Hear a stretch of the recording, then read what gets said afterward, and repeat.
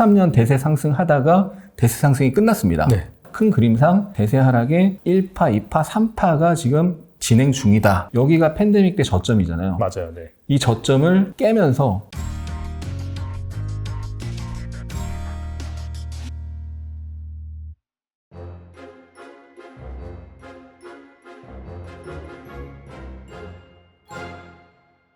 그리고 이제 며칠 전에 올리신 영상 중에서 네. 이 나스닥과 삼성전자 바닥 같은 것이 확인됐다라고 말씀을 하셨는데 그 근거가 무엇이고 그렇다면 좀 어디까지 상승할 수 있을지 그 부분이 좀 궁금하거든요. 정확히 표현하자면 이제 어그로성으로 이제 제목 썸네일에는 바닥이라고 표현했고 제목에는 정확히 제가 단기 저점이라고 이렇게 표현을 했고 그리고 이제 그 영상 안에 보면은 큰 흐름은 하락이고 하락 중에 살짝 반등했다가 다시 이제 빠지는 흐름인데 반등이 정확히 어디까지 나올지는 나도 잘 모른다. 근데 일단 반등은 나오고 그 반등에서 단타하는 사람들은 이제 반등에서 반등을 먹고 나와야 된다. 이런 얘기를 했던 건데요.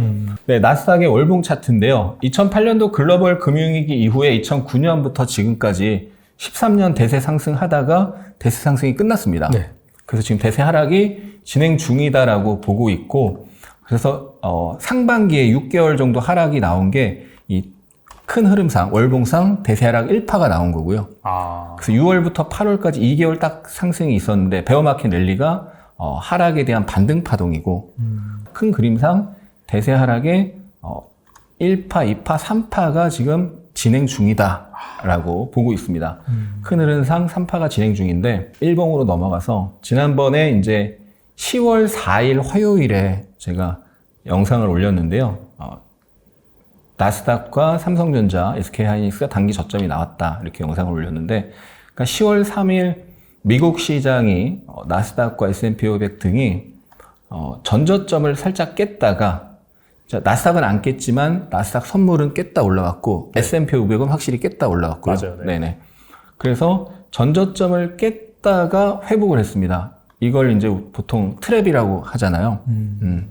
한번 손절을 유발시키고 그러고 나서 강하게 돌리는 거죠. 그래서 개미 털기라고도 할 수 있고 그런 게 나왔는데 그러면서 전저점을 깼다가 강하게 돌렸고 그러면서 어떤 패턴이 나왔냐면 전환 패턴이 나왔습니다. 시세가 하락을 하다가 상승으로 전환할 때 나타나는 전환형 패턴인데 세게형 패턴이 나온 거죠.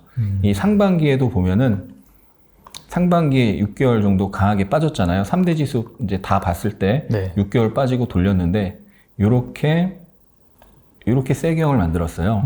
그리고 이 세게형을 상향 돌파하고 지지가 나오면서 본격적인 랠리가 베어마켓 랠리가 나왔던 거죠. 네. 그래서 이런 세게형이 상반기에도 나오고 돌파하고 거기가 지지가 되면서 본격적인 상승이 나왔는데 이번에 이 전저점을 6월 저점을 깼다가 돌리는 모습이 나왔던 거죠. 그것도 바닥 패턴을 만들면서. 그래서 단기 저점이 나왔다 이렇게 본 거고 반드시 그렇게 되는 건 아니지만 2008년도 글로벌 금융위기 때 흐름을 보면요. 그때 차트를 한번 보겠습니다. 2008년도 글로벌 금융위기 때 이렇게 크게 한번 하락하고 반등했다가 전저점 부근으로 내려오고 한 번 더 올라갔다가 이렇게 내려왔죠. 맞아요. 네.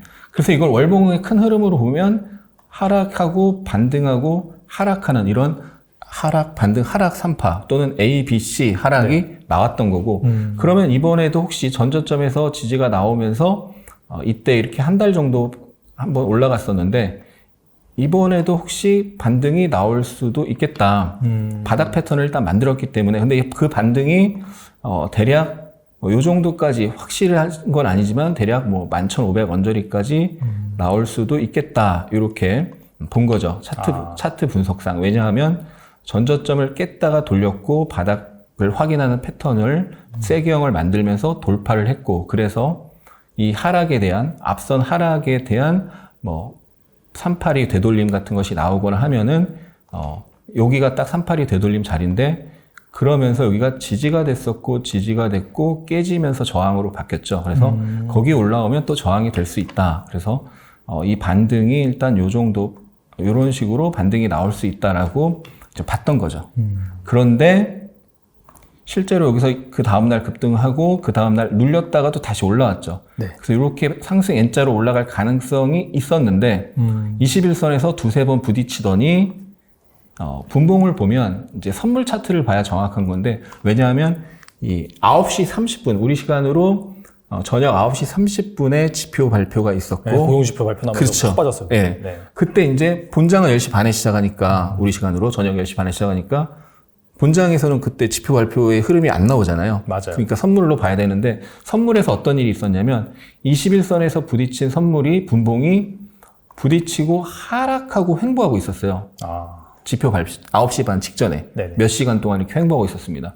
그러니까 21선 부근에서 한 두세 번 부딪히고 하락하고 횡보하고 있다는 건, 보통 하락 횡보는 하락 가능성이 높은 거죠.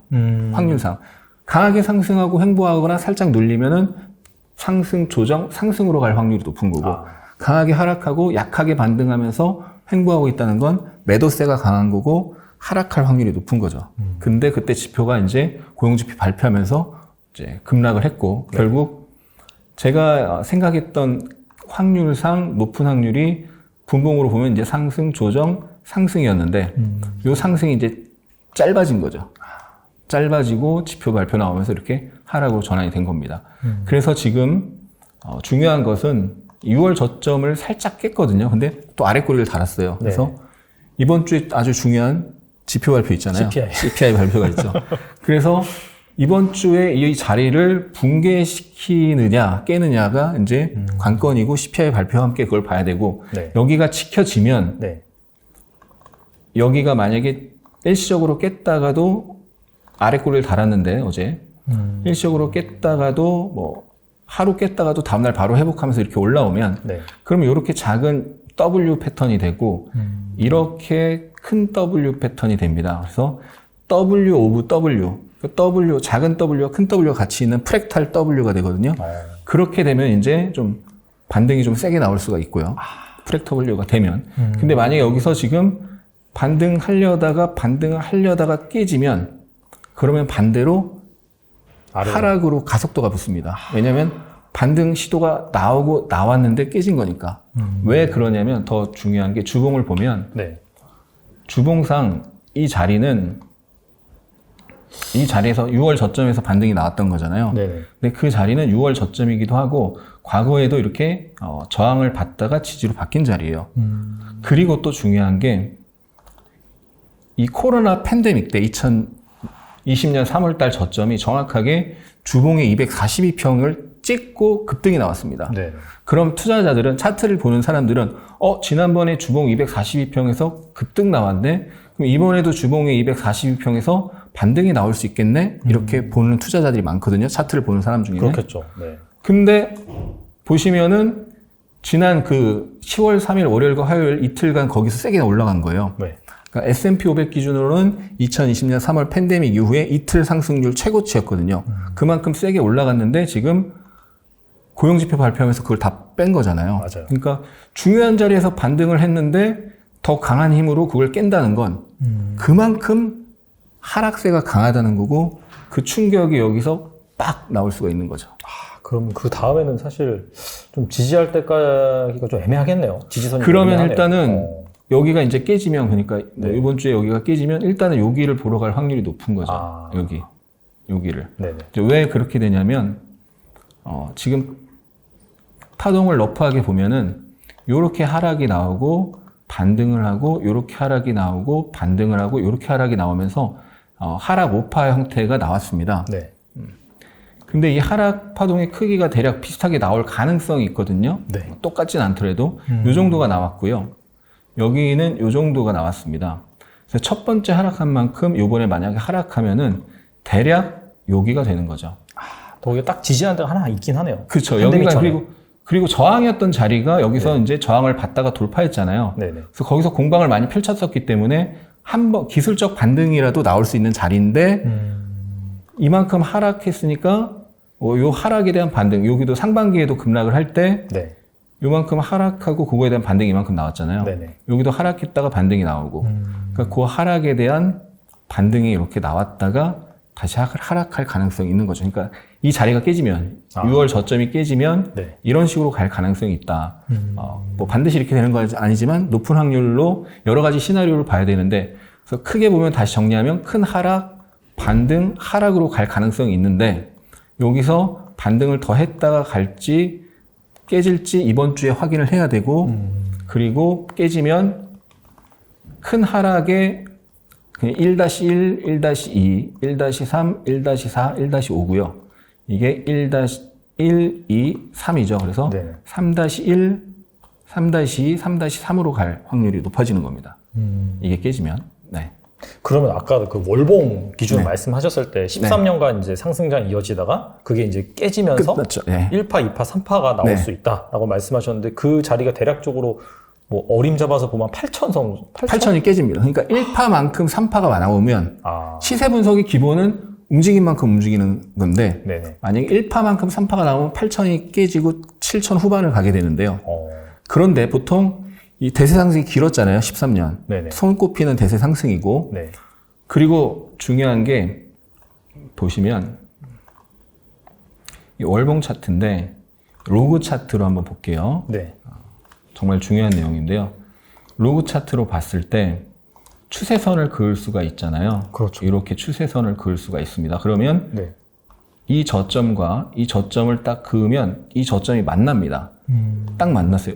그럼 추세선의 의미가 있다는 거죠. 네네. 저점이 두 개를 그었는데 그 다음 저점이 만났고 코로나 팬데믹 때 일시적으로 깨졌지만 거기서 아래꼬리를 달고 또 올라갔죠. 그럼 그걸 수평선을 똑같이 복사해서 붙여넣기를 하면은 상단도 얼추 만납니다. 아, 그러면 이 추세는 의미가 크다는 거예요. 네. 상단과 하단이 여러 번 접점이 만나니까. 그래서 무려 2008년 글로벌 금융위기 이후에 10년 넘게 이렇게 대세 상승을 하다가 마지막에 어떻게 됐나요? 이렇게 가파라졌죠. 이걸 이제 눈에 띄는 가격 자체가 이게 버블이라는 걸 보여주는 겁니다. 아, 장기 상승을 하다가 가파라지면 그게 이제 상승의 후반부고 상승의 후반부에서 꺾이면 이제 버블이 나왔다 꺾이는 거기 때문에 대세 하락으로 갈 가능성이 높은 거고요. 시세 분석상. 그러면 1파만큼 빠지는 게 기본인데 보통 대세 하락의 3파는 1파보다 더 크게 나옵니다. 그래서 1파만큼만 빠져주면 8천이 깨지고 7천을 보러 가는 건데 보통 1파보다 3파가 크게 나오거나 아니면 연장이 돼서 4파, 5파 이렇게 한 파동 더 나오거나 그렇게 되면 어떻게 되느냐? 다시 정상 차트로 돌아가서 그런 식으로 내려가면 7자는 이제 기본으로 보러 가는 거고 1파보다 3파가 큰 게 일반적이기 때문에 대세 하락에서는 그러면 7자도 깨지고 6자를 보러 갈 수 있는데 정말 중요한 또 한 가지가 있는데요. 네. 버블이 끝나고 큰 하락이 대세 하락이 나올 때는 중요한 전저점을 깼다가 올라갑니다. 아, 그러니까 여기를 보시면 여기가 팬데믹 때 저점이잖아요. 맞아요. 네. 이 저점을 깨면서 주식 투자자들을 이제 공포로 몰아넣는 거죠. 이런 식으로 깼다가 그 다음 바닥에 나올 확률이 높다.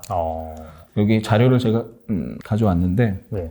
그래서 이런 식으로 대세 상승을 하다가 이제 슈팅이 나왔잖아요. 네.